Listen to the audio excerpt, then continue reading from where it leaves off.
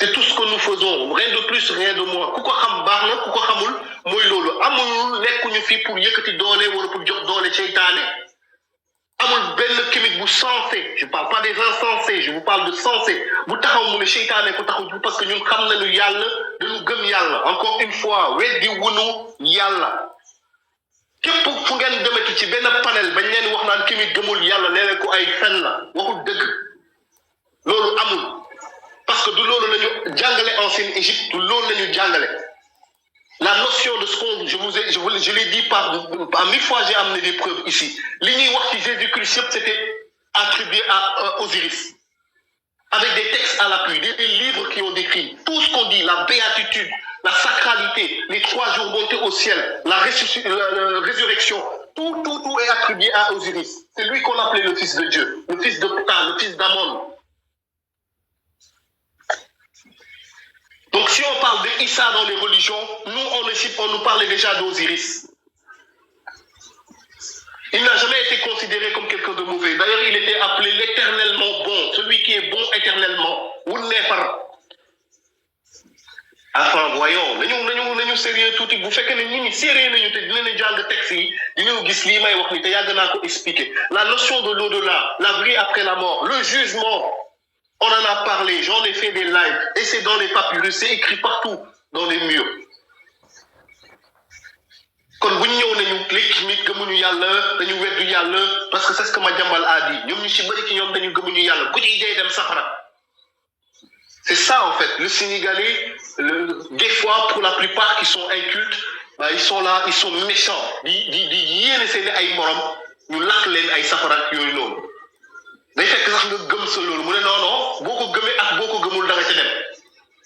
le gars il émet un souhait il souhaite te voir brûler en enfer parce que bokkuloo gis-gis ak moom il a un problème ouais spiritualité africaine religion africaine et encore une fois je le dis le vrai kémitisme n'est pas une religion c'est une spiritualité et une culture on n'a jamais dit qu'on a une religion donc excusez-moi faut faire attention de mélanger et de ne pas dire oui je suis kémite donc j'ai une religion. Non, tu n'as pas une religion, tu as une spiritualité. Ce n'est pas une religion le kémitisme. Et personne n'en fera une religion. Personne. Mun leen mus gën a xam li nga xamante ni moom mooy kémitisme ñi fi jiitu woon ñi fi jiitu woon ñoom ñëpp dañ koo wax donc tey jii bu génération bu bees mënul jëw mais non kémitisme religion la nañ ko def religion. ba pare bëgg a imposer ni religion la wala détracteurs yi nga xamante ni certains musulmans frustrés qui viennent dire que non le kémitisme c'est une religion on va en faire une religion loolu la ñuy wax non c'est pas une religion c'est une spiritualité et une culture c'est tout. La tradition. Oui, la tradition, la culture, Guélawa, c'est la même chose. Et donc, c'est ce qu'on a. On n'a pas de religion. On n'a pas besoin d'être religaré, d'être relié. On est déjà relié. On a déjà la source. On sait se connecter avec le divin. Comme vous dites le faire, et vous dites que vous le faites, vous, à travers vos prières, bah nous le faisons à travers nos libations. Et c'est le divin. Mais en se connectant avec nos ancêtres, nous avons le culte des ancêtres. Oui, le culte des ancêtres.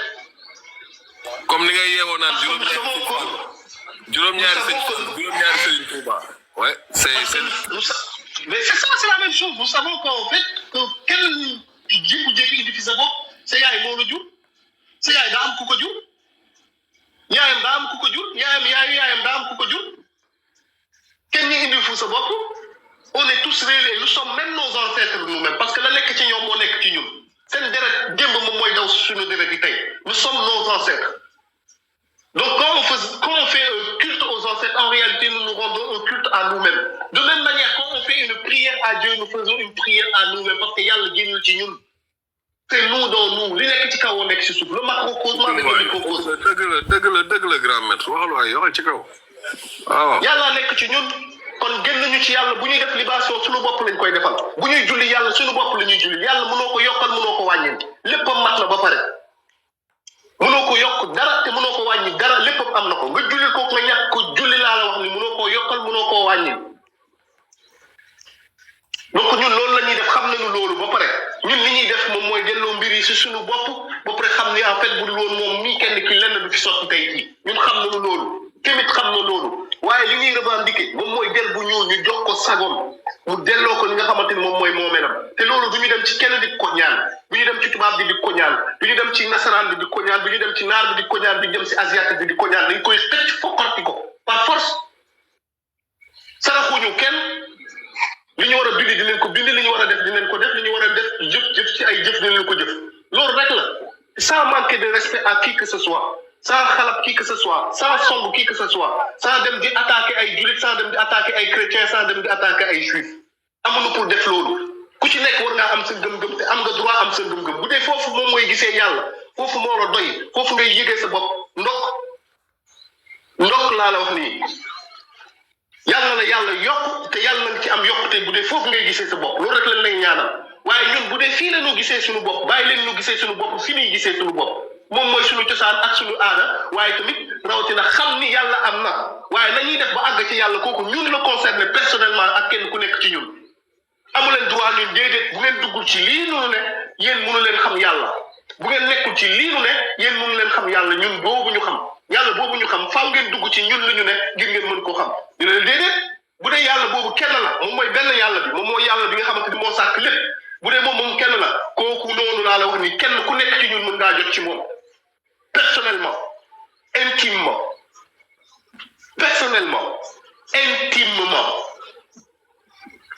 waaye taxaw nañu déedéet faaw nga dugg ci bii kuréel ngir mën a jot ci yàlla jooju waaye léegi nooy def bouddhisme bi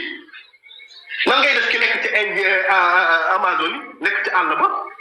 nan ngay def ko nga nekk ci glace ga Eskimo ya ñooñu ñëpp ay mbindeef lañu ay nit lañu loolu la leen def ñooñu kon xamuñu yàlla mënuñoo jot ci yàlla parce que ñëwuñu dégg li nga xamante ni moom mooy alquran bi wala dégguñu bible bi wala dégguñu tawraat bi kon ñooñu moom bu ñu deewee nag leen di yóbbu safara bëgg ngeen lakke lool bëgg ngeen toroxal mbindeef ak doomu aadama lool te mooy doon li yàlla gën a sopp ci mbindeefam nee na ku ci nekk ngeen bëgg koo lakk dugal ko safara lakk da ngay dem safara da ngay dem safara da ngay dem safara da ngay dem safara. Laissez-nous vivre, que chacun vive sa vie spirituelle comme il le sent.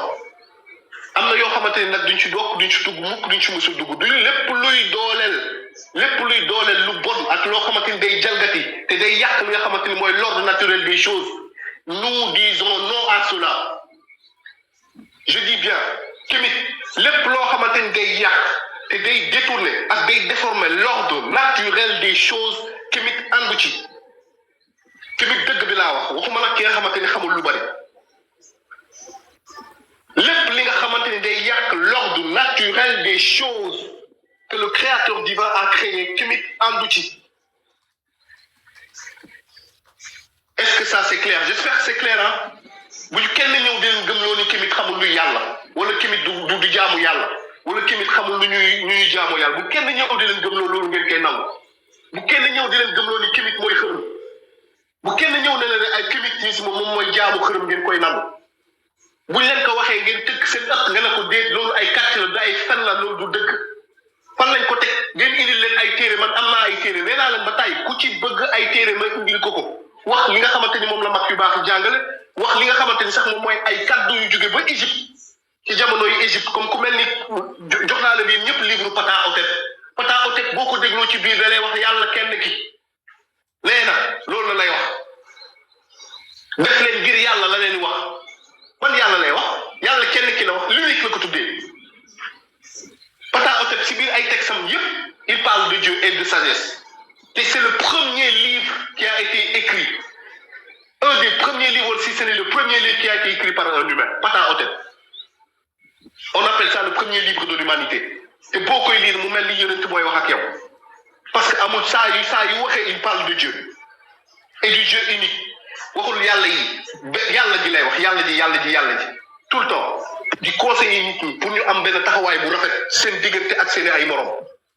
moo xam buur nga moo xam patron nga moo xam lu mu mënti doon moo xam góor nga am jabar moo xam baay nga am ay doom war nga am comportement bu jéggi tay bu rafet bu mucc ayib si sa kanamu ñi nga xamante ni moom mooy say nawle loolu ku la koy wax laataa diine di ñëw tey jii ñu bëgg a taxaw di la gëmloo ni non le kémitisme mooy jaamu ay xërëm le kémitisme moom mooy ku weddi yàlla le kémitisme moom mooy kuy xeex religion ñii xeex religion seen problème la waaye loolu c'est pas du kémitisme waxuma ne amul ñu koy def de am na ñu koy def mais ils n'ont pas compris du coup c'est ce qu'ont dit les anciens man ki nga xamante ne moom mooy sama mentor je vous le dis hein c'est Cheikh Anta Diop et ce Kalala Oumou Toundé dans les profondeurs bi ma bëggee approfondir sama climatisme c'est Kalala Oumou Toundé que j'ai suivi et c'est lui qui m'a accompagné dans ce chemin-là li ma wax ba keroog muy gaañu du ma ko wax kenn mais xam naa bu baax li nga xamante ni moom la doon liggéey bind na ay téere yu bëri yoo xamante ni day fidèle li ma leen wax ni moom mooy wax carrément ni ñun xamoon nañu yàlla avant religion yi di ñëw bind na ci ay téere yu bëri wax ko dama fi jàng def naa ay laaj ba taay di leen liiral ay téere yoo xamante ni Kalala Oumou Toundé sax moom mooy wax di expliquer li nga xamante ni moom mooy la notion du Dieu unique en Égypte le monothéisme en Égypte ak li nga xamante ni moom mooy kàddu yi ñi maam yi doon yëkkati di wax jagleel ko yàlla kenn ki ñenn ñi bëgg ñëw tax ñi naan non ay yàlla yu bëri la ñu amoon dañ doon jaamu ay yàlla yu bëri waxi nasaraan waxu yàqkat yi ak ñi nga xamante ne xamuñu les polythéistes ce sont les autres les connaisseurs du Dieu unique c'est nous les polythéistes ce sont les autres quand je dis les autres je fais référence à tous les occidentaux tous les orientaux et tous les autres asiatiques et tout machin c'est eux qui sont polythéistes boo demee Inde di nga gis la mooy polythéiste duggal foofu yàlla ñay sax am nañ ko yàlla golo sax am nañ ko waaw yàlla ñay ak yàlla golo sax am nañ ko boo demee foofu di nga ko gis dañ koy jaamu ñii te amuñu ci xaar ma yàlla boo duggee biir Occident ñu ne la ay Odin wax la ay wax yu bëri ne la am ñii ils sont polythéistes ça a toujours été leur tradition si ñun la ñu xamee lan mooy monothéisme bi ñu ñëwee dugg Égypte grec yi ak tous les autres c'est là où on leur a dit fii lenn moo fi am muy kenn moo fi am on leur a appris toutes ces choses-là qu'est-ce que vous croyez qui a construit le christianisme ou qui a bâti le christianisme s'est bâti sous justement la connaissance des écrits égyptiens par rapport au Dieu unique c'est ça qui a fait le christianisme c'est parce qu'ils savent très bien Rome les Romains n'ont-ils pas envahi l'Égypte et ils ont pris toute la doctrine égyptienne par rapport à la spiritualité pour l'adopter à Rome plus tard le pontificat et tout ce qui suit c'est tout est copié d'Égypte même les robes qu'ils portent tout les cérémonies même qu'ils font au Vatican tout ce qu'ils font ils l'ont pompé d'Égypte ils l'ont copié d'Égypte tous les rituels qu'ils font ils l'ont pris d'Égypte c'est ça Aïmam et Jésus-Christ maintenant est venu remplacer Osiris et Isis maintenant est venu on a remplacé Isis avec la Vierge Marie ndeysaan Isis est devenue la Vierge Marie et Jésus-Christ a remplacé Osiris voilà c'est ça la vérité tey ñu bëgg ñoo wax ñun xamuñu yàlla xamuñu yonent yi fi jot a jaar et tout ça machin Osiris était quoi Osiris était le fils de celui qu'on appelle le Dieu Atum et Amon c'est ça Osiris c'est ça et il s'est comporté comme ça durant toute sa vie et Jésus-Christ est venu le remplacer tout simplement parce qu'on a effacé l'histoire des Noirs on a effacé notre histoire et donc il fallait remplacer justement ces gens-là par d'autres personnes pour édifier et monter de toutes pièces une nouvelle histoire qui correspond plutôt au peuple oppresseur. C'est-à-dire ces blancs-là, ces occidentaux-là, ces orientaux-là, ils ont confectionné une histoire qui leur correspond parce que maintenant nous sommes à terre. Et ils viennent nous resservir la même chose qu'on leur a servi auparavant. ñoo leen doon jaay loolu avant ñoo leen jàngal loolu avant tey jii daanu na ñu indi ñu ñoom seen bos ñoo bëgguñu koo jaay ñëpp jënd ko taxaw jàpp seen ñàmb ñun ñu ne déedéet yeewu nañu dañuy dellu ci li nga xamante ni moom la ñu yoroon te suñu ay mag ñëw wan ñu yoon bi Cheikh Anta Diop suñu maam bi wan ñu yoon bi dañu jël leen ngeen jëli dem leen ngeen jëli seen yëfa ñu dem di jëli suñu yëpp ay nit yu ñuul yu mel ni ñun taxaw ne du ngeen jëli fi du ngeen fi jëlee dara lii fi ne baax na nañu toog fii mooy comme le panier du crabe rek ay junxoo ba nekk ci pañe ba ñoom ñëpp nekk ci pañe ba junxoo bu bëgg a génn beneen junxoo téye ci tànk ba ne la lay des kenn bëggul kenn génn bu ñu sañoon sax bu doon billet dañ koy maye bii Sénégal pour ku nekk dem uti alal feneen am na ñoo xamante ni di leen la xëy rey la pour nga bañ a génn dëkk bi ndax nga mën a dund naqar beeg ñoom biir Sénégal ma ne la bu billet d'avion doon gratuit ñu koy maye ñu ne da ngay dem bërëb ba léegi dem jëli ko am na saa ay noonu yoo xam ne buñ ko xamoon doo jëli billet ba ñenn ñi bëgg a génn ne dañuy delluwaat seen bopp ngeen leen déet kenn du fi génnee sa bopp da nga fay dem da lay ni xeex noo may xeexee doye déedéet dama lay xeex ndaxte yéen da ngeen bëgg a xeex diine da ngeen bëgg nangam ak nangam mais yéen xanaa waxuñu leen ni à la fin des temps selon vos croyances waxuñu leen ni y a une prophétie du prophète Mohammed qui vous a dit qu'à la fin des temps être julit day xaw a dëgër nekk julit lu jafe lay doon ci yéen waxuñu leen ko waxuñu leen le plus les musulmans vont être être combattus de partout waxuñu leen ko war na ngeen foog ne à la fin des temps l'islam dafay bëri lool tasaaroo ci àdduna bi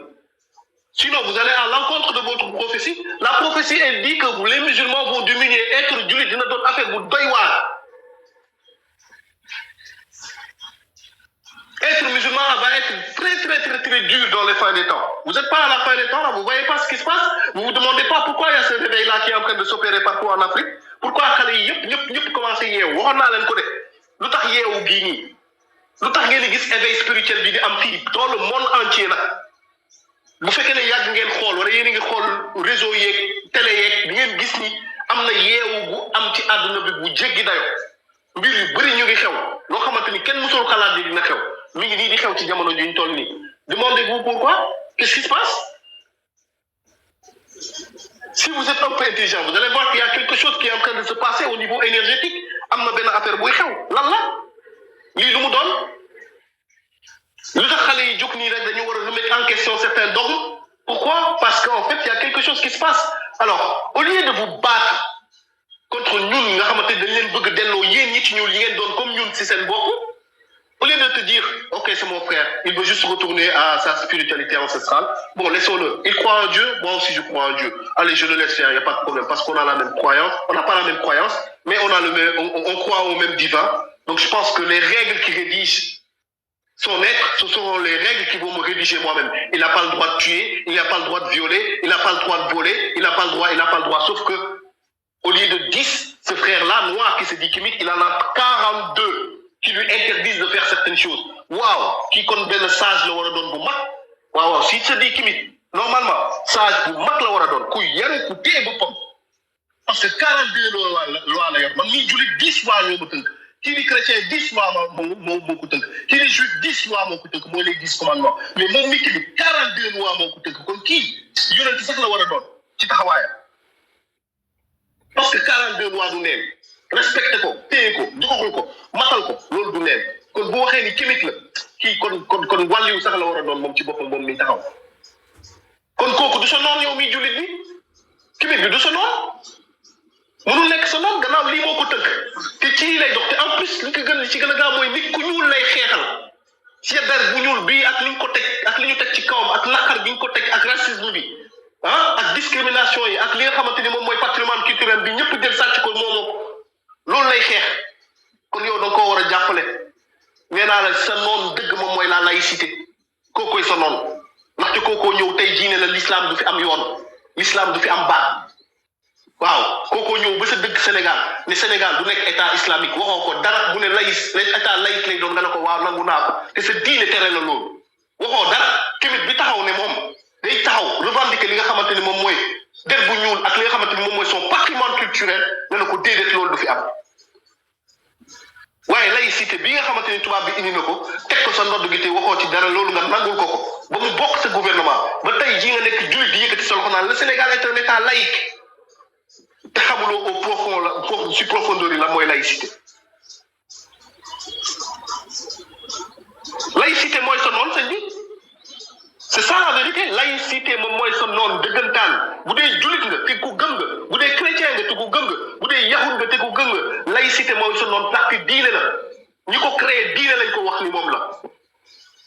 nee na lu diine la nee na dafa am yàlla kan mooy yàlla gi seytaane mooy yàlla gi te nëbbunu ko dañ ko wax mu leer bind ko ci ay téere mu leer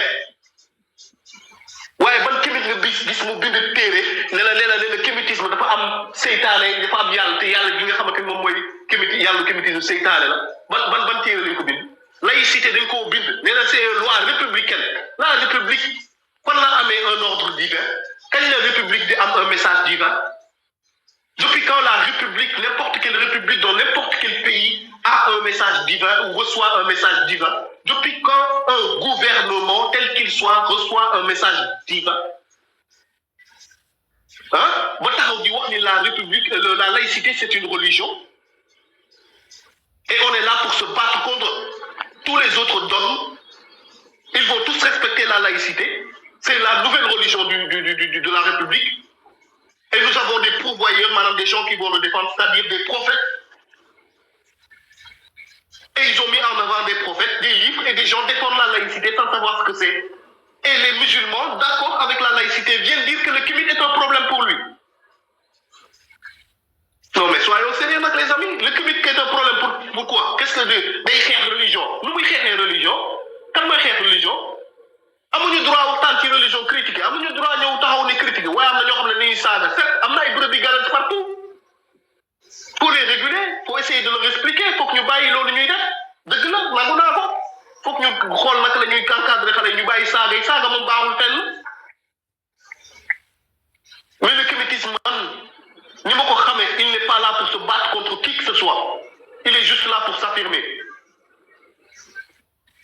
Le kémétisme n'a pas été créé ou conçu pour se battre contre telle religion ou telle religion. Mais il est là pour s'imposer, il est là pour expliquer aux Africains qui ont perdu leur patrimoine culturel, voilà le chemin pour le retrouver. Voilà ce que le kémétisme fait. Effectivement, il y a des règles. Effectivement, il y a des pratiques cultuelles. Le culte des ancêtres en font partie. Ou en fait partie. Donc, du coup, ouais, on a le culte des ancêtres.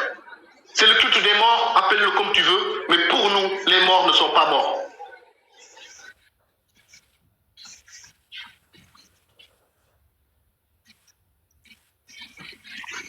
mbokk yi lii la de man su ma continuer wax moom xam naa moom dama jël toj internet bi quoi xaaral ma tëj sama déedéet bu arrêté ñu lay déglu de xoolal da nga koy wolofal nag da nga koy gën a wolofal bi nag moo ci tey moom mais ñu ngi lay déglu bu baax non tey moom ñëpp dañuy noppi rek tey moom gis nga nag maître yi moom da koy gëj di def te da ci am solo dañ ko gëj di def te yii da ci am solo yii mooy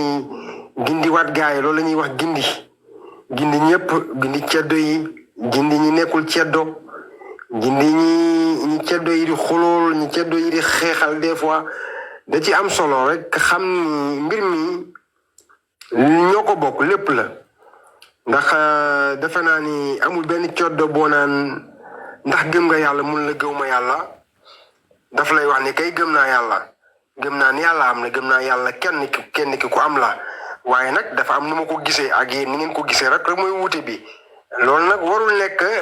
mën a indi xuloo ŋaayoo wala xiiroo aussi ceddo bi su demee ba sax maanaam di wax ci yenn téere yi dafa fekk dañ ko fekk ci waxtaanu boppam ñu ñëw sonal ko xam nga nag gis nga Sakko mi ci